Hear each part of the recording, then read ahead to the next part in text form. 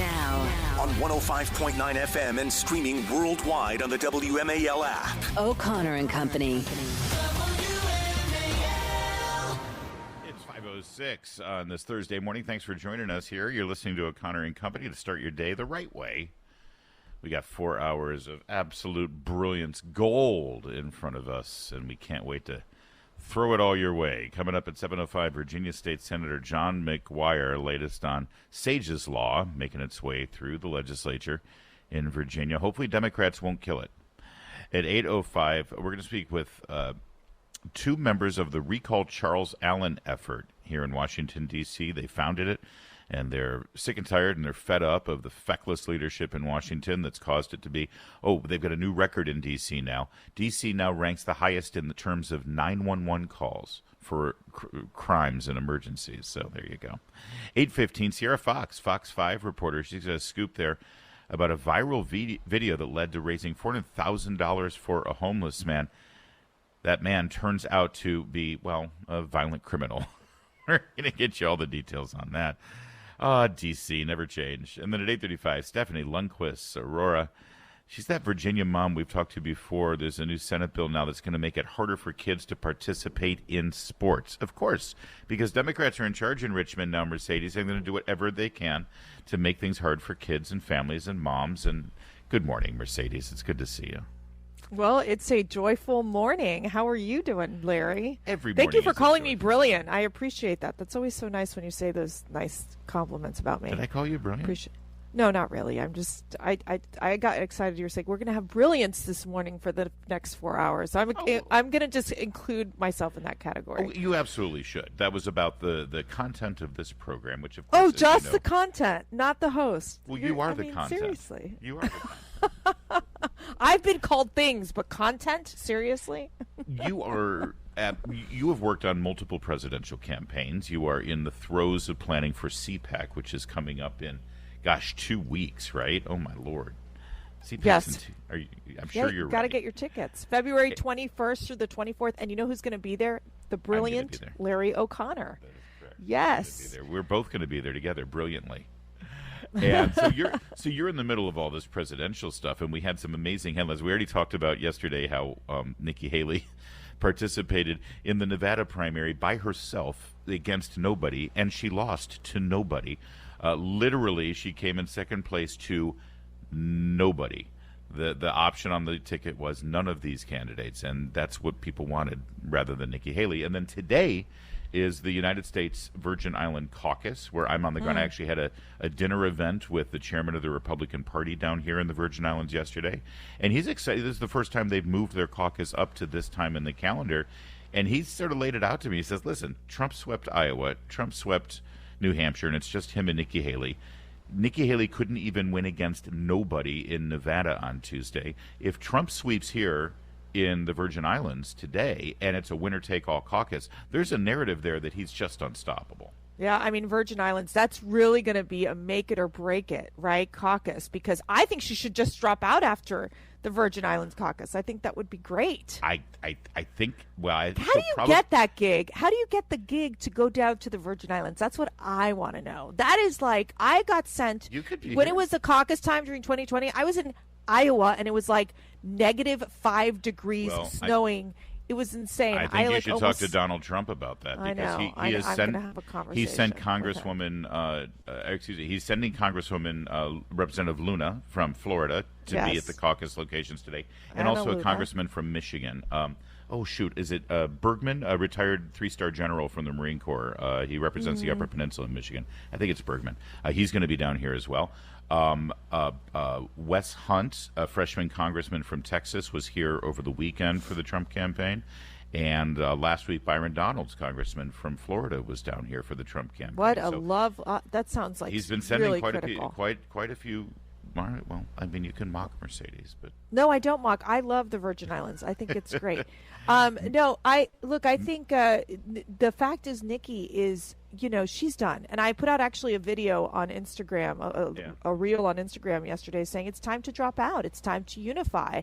Look, the only thing keeping her together are the Never Trumpers and the Lincoln Project Democrats. coalition that she has built. Yes. They're all Democrats. And And they're all Democrats, and they're all, they might not like Donald Trump, or they hate Donald Trump, but the reality is those that are on the fence and have said, okay, look, I don't like Donald Trump's tone, I don't like his tweets, or whatever. Yeah. It's like at the end of the day, the party is really unifying around Donald Trump. And look, if I were in Nikki Haley's camp, and I would have seen the none of the above candidates, the candidates at 60% winning in Nevada primary, that's an embarrassing headline for her. Headline for her. She did some spin on that yesterday, and yes, I'm sure. I'll allow you to hear what she had to say, because she was asked by a pretty good journalist out of Los Angeles, local station there, Alex Michelson, the local Fox 5, the Fox station. It's Fox 11 in Los Angeles. I almost said Fox 5. And Alex said, "How this has got to look bad for you. How do you explain your performance in Nevada?" Here's what she had to say. Does that situation in Nevada hurt a little bit? No. I mean, Nevada, it's such a scam. They were supposed to have a primary. Trump rigged it so that the GOP chairman, who's been indicted, would go and create a caucus. We knew months ago that we weren't going to spend a day or a dollar in Nevada because it wasn't worth it. Mm-hmm. And so we didn't even count Nevada. That wasn't anything we were looking at. We knew that was rigged from the start. Sure. Our focus is on South Carolina, Michigan, Super Tuesday. So if you look what we did in Iowa and you look what we did in New Hampshire, we're continuing to grow. That's what matters, I think, more than anything else. But look at what happened this week. Mm-hmm. Here you have Republicans lost a major vote on the border. Mm-hmm. Republicans lost a major vote on Israel.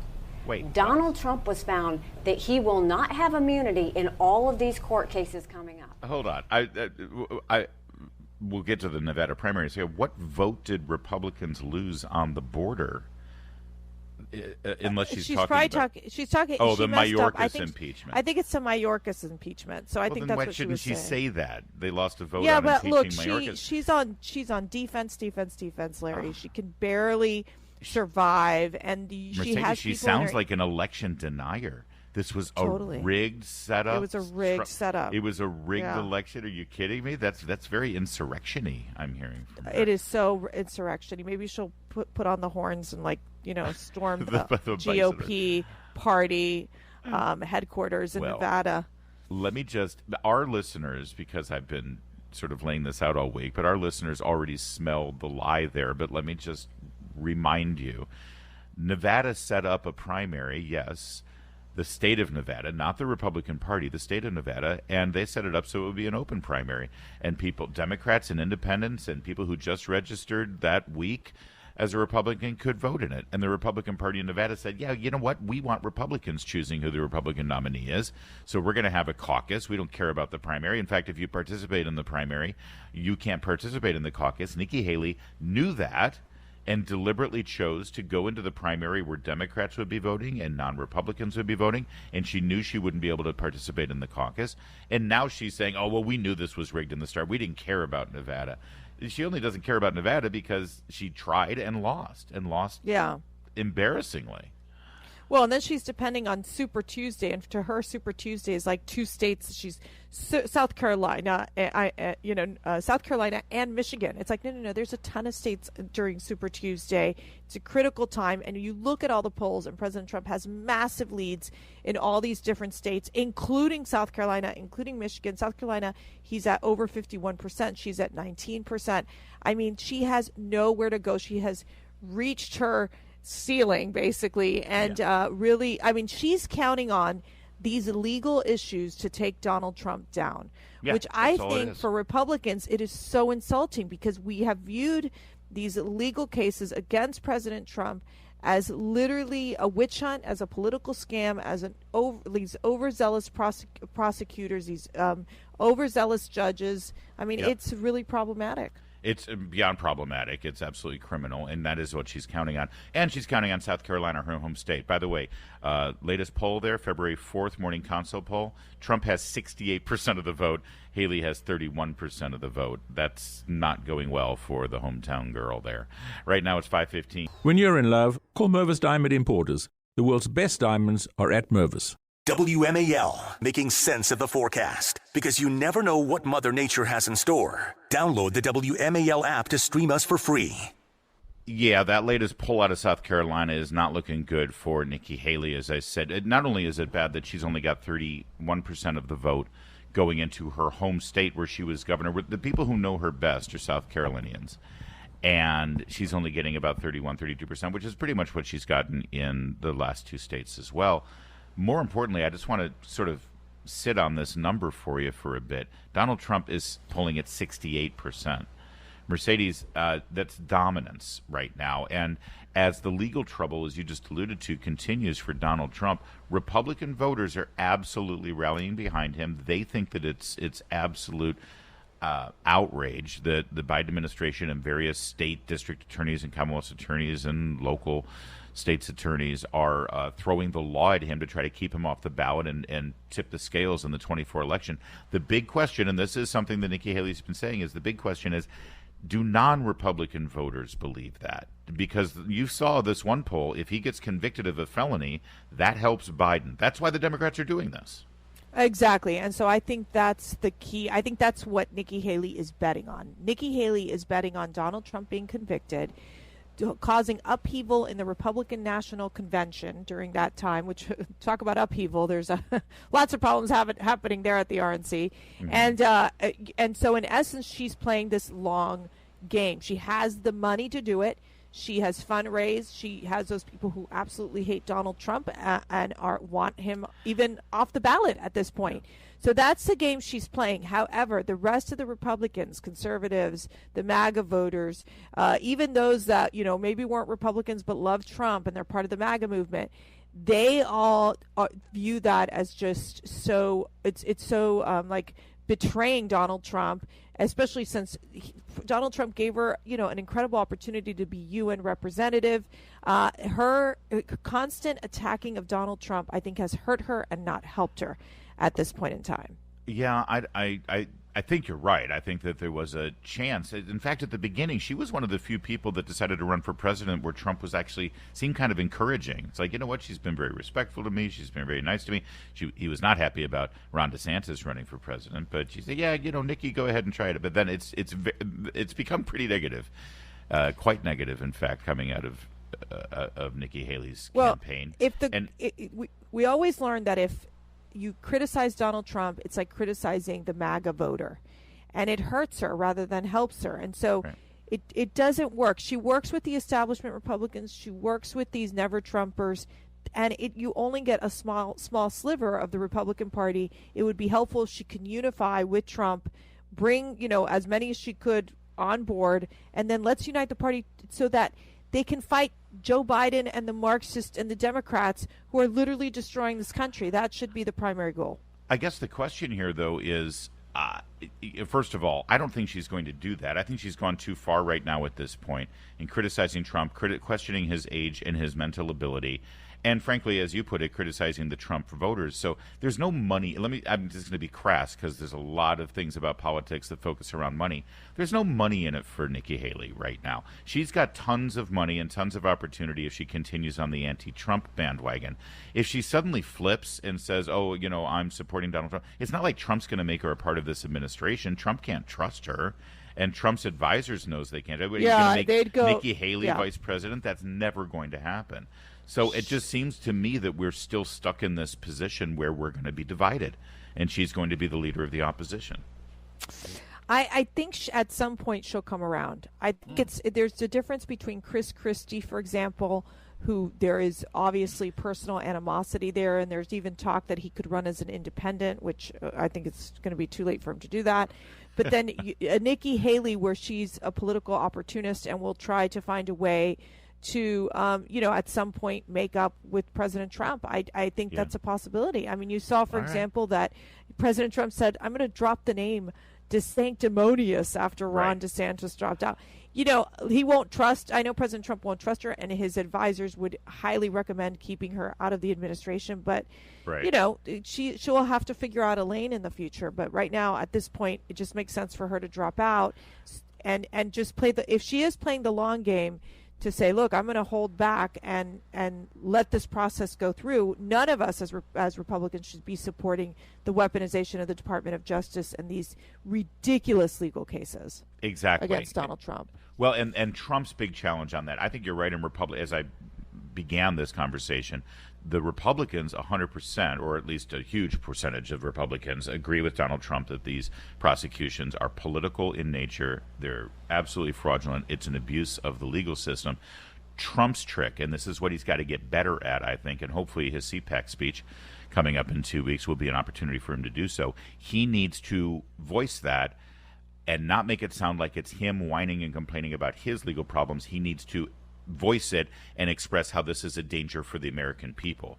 And he does that all the time. I mean, he does do that all the time. He tries to do that all the time, but it still sounds like it's him complaining about his own legal problem. I disagree with you. I think he does that almost in every single rally where he talks about, they're coming after me, and so they'd go after you next. I think that he really makes that an important point. Look, we can hear his speech. He'll be coming to CPAC on the weekend of February 21st to the 24th. That's going to be the Saturday. And he's ready to move to the general election conversation. I mean, that's where his head is at. He is running against Joe Biden. He is not running against Nikki Haley. It is fun. Now on 105.9 FM and streaming worldwide on the WMAL app. O'Connor and Company. It is 5:36 here. O'Connor and Company rolling along here on this Thursday morning. Coming up at 7:05, Virginia State Senator John McGuire, who'll give you the latest on Sage's Law. Again, that's the law that Democrats oppose in Virginia. The law would state that teachers can't keep secrets from parents about their children, especially secrets of a sexual nature and mental health nature. Democrats want teachers to be able to keep those secrets with a child away from their parents. That's kind of a fundamental difference between the two parties, isn't it? 8:05, Jennifer Squires, Ned Ertel, they are mounting the Recall Charles Allen campaign in Washington, D.C. 8:15, Sierra Fox 5 reporter on an unbelievable story. You'll hear all about it. It's her exclusive. And at 8:35, Stephanie Lundquist, Aurora, a Virginia mom who says there's a Senate bill now making its way through Richmond that'll make it harder for kids to participate in sports. So we'll get to all of that. It's Larry O'Connor alongside Mercedes Schlapp. Mercedes, like me, we are both big fans of Mollie Hemingway, the whole Hemingway family, by the way. Yeah, she's awesome. Wonderful. Yeah, she was on Capitol Hill just yesterday. That's why I raise her name. She's on this program often. She's a friend of the show, and she was on Capitol Hill to talk about what's broken in our election system. There's a lot here that we want to unpack. Let's start. This is going to be 2A, Michael, if you don't mind. 2A, we're going to start talking about our election system and voting. And this is some of the best stuff you've ever heard on Capitol Hill about this issue that is pretty important to our Constitution. Listen. The American system of self-governance is under attack. Instead of an election day where everyone votes at the same time and with the same full set of information, votes are counted quickly, and everyone promptly knows and trusts the outcome, we now have lengthy election seasons that can last months prior to and even after Election Day. The situation is so absurd that we have presidential and gubernatorial debates weeks after some people have already voted. Instead of having total security and a verifiable chain of custody for ballots being issued, cast, and counted, we flood addresses across the country with tens of millions of unsupervised mail-in ballots months ahead of elections, frequently to locations from which voters, if they're even alive, have long since moved. That's just scratching the surface, but even that is the beginning foundational aspect of this. It's like, it's so undeniable and it's so true, and I don't see how people can even deny the fact that flooding people's mailboxes with actual live ballots, blank ballots, and having them all over the place, stacked up in apartment buildings at the lobby and stuff, is any way to conduct a safe and secure election, Mercedes. Well, and here's the deal, right? So much of this election change happened in the middle of COVID. It was Democrats' opportunity to change the voting laws or the voting procedures right in the middle of an election year. Mm-hmm. And then you've seen the issues, for example, in Arizona, where on the day that Kari Lake ran against Katie Hobbs on that election, the gubernatorial election, you had a large number of these voting machines that did not work.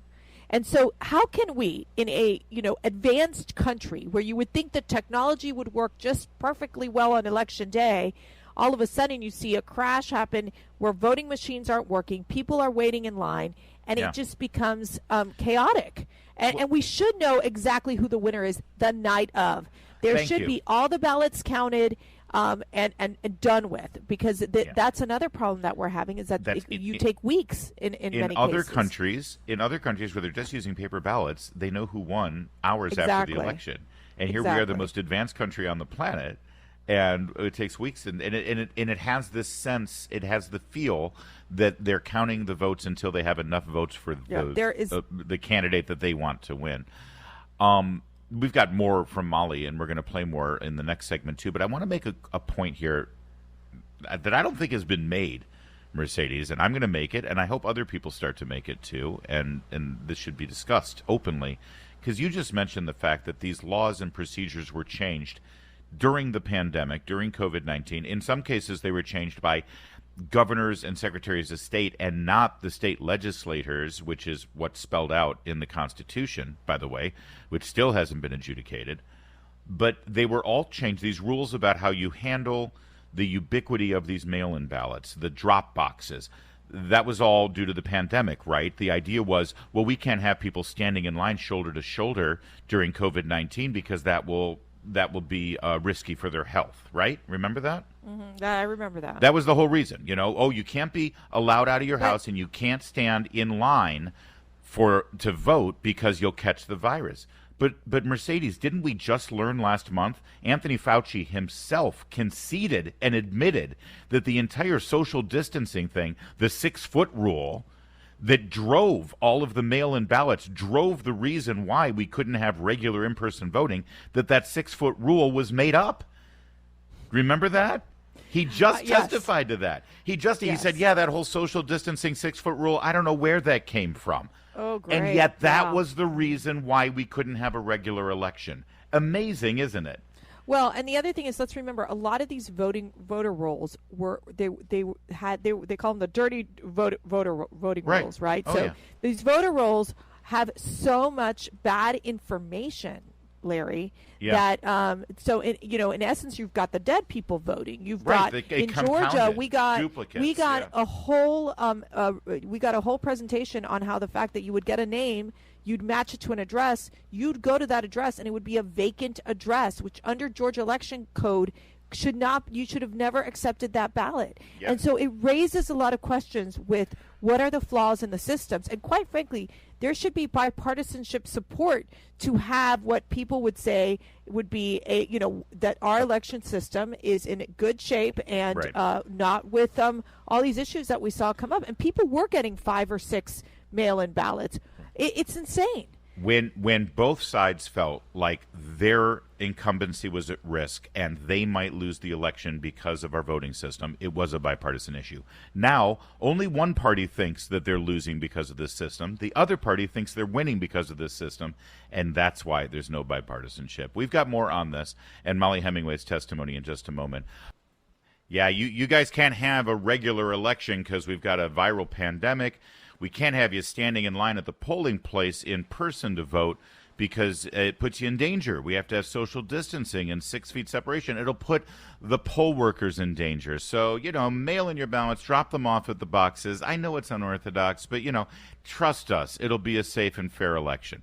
And, of course, it sure didn't seem like a safe and fair election. There's plenty of anomalies with regard to ballots that were allowed that normally wouldn't have been allowed and the way that they were counted. But the original sin here is that we never needed to have to social distance. We never needed to have to do that 6-foot rule. Anthony Fauci has admitted that. He doesn't know where that rule came from. And I'm thinking maybe it came from people who were also working with the new election rules. It could be. I could be wrong. It sure seems like it. Could be wrong. But, this is always a big question that every time I've traveled across the country, I mean, I haven't made it to the Virgin Islands like you to go to this caucus, but Yeah. but it's election integrity is their biggest issue, and they want to know that their vote counted. That's right. And Of there course. is definitely a sense and nervousness going into this next election as to what is it going to mean in these swing states as we go into the presidential election. And Larry, it's a valid point. It's how I think Republicans have to get into this game of the early voting. That's very important. Sadly, it's the way it's set up. I highly agree with Mollie Hemingway that it should be same day election. Do a national holiday on that day so people can go and vote. Right. Yeah. Just because things change so quickly in this political sphere, you can vote and then 2 weeks later you watch a debate and you're like, wait a second, I might have voted for the wrong guy or gal. It's insane. The whole process is insane, and Democrats are the ones that are pushing it.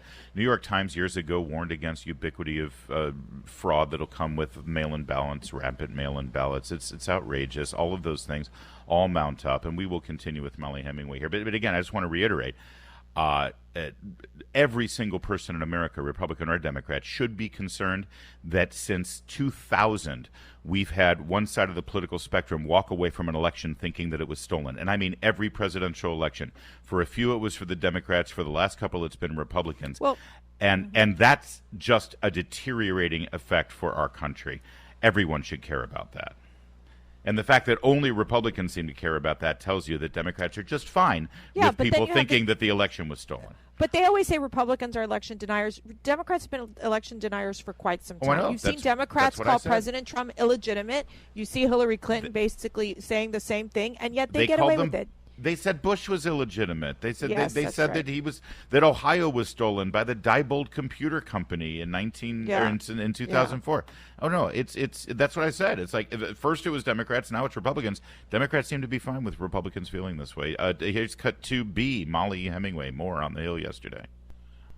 Instead of having election administration that is rigorously nonpartisan and impartial under the law, we have allowed the private takeover of government election offices by partisan oligarchs and their armies of activists who use those offices and their authorities to tilt the election toward favored candidates.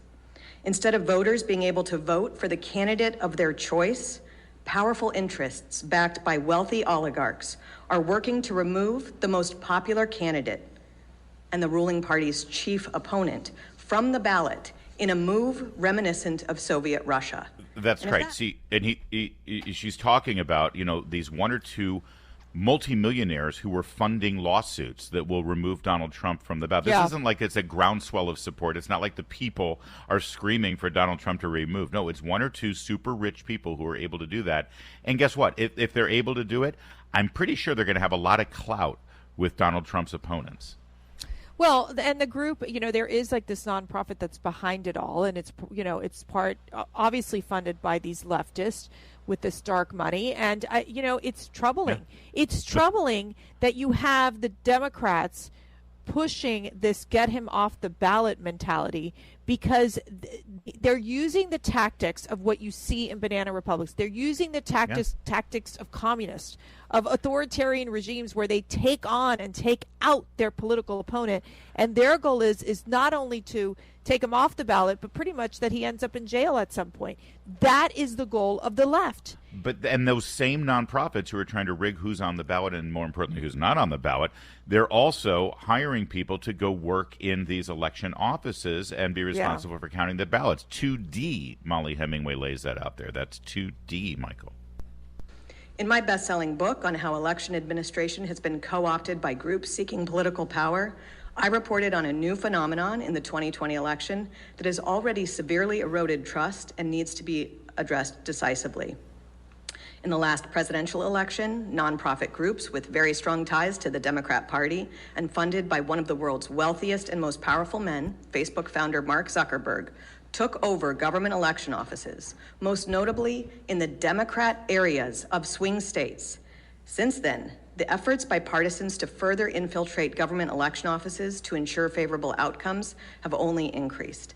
I look forward to answering questions about how the private oligarch takeover of elections is a threat to our system of self-government. Yeah, Mollie was great, and the Federalist is lucky to have her as their editor-in-chief. The Fox News is lucky to have her as a regular contributor. And you saw her husband there, Mark Hemingway, who we love. He's a great writer and great commentator. Yeah, He they're was great. And sitting right behind her, and she's lucky to have him. We're lucky to have her, and it was really look, a great... and she's brave to talk about these issues, because whenever you question anything regarding the election, they call you an election denier, and they absolutely. penalize you. And I think it. for Mollie, she was very brave to come out, and we have to be ready to approach what's happening with this upcoming election, because I think people don't want to be concerned about will their vote count or not. One other thing, y'all, if you want to see this video, I actually did an analysis of this over at Town Hall yesterday on a video. You can see it on YouTube or at Town Hall websites or at Facebook. I implore you. I know you've got people in your life who think that you're a conspiracy theorist and insurrectionist. They think that you're nuts. They think that you're MAGA crazy fascist, because that's what Biden and those, all about unity Democrats have been calling you, because you actually have some questions about how we run elections in this country. Take that video, share it with those people. You can do it publicly on your Facebook and tag them, or you can send it privately and just say, you think I'm nuts for believing what I believe. Here, watch this. And I don't want you to change your mind, but I at least want you to understand I'm not crazy.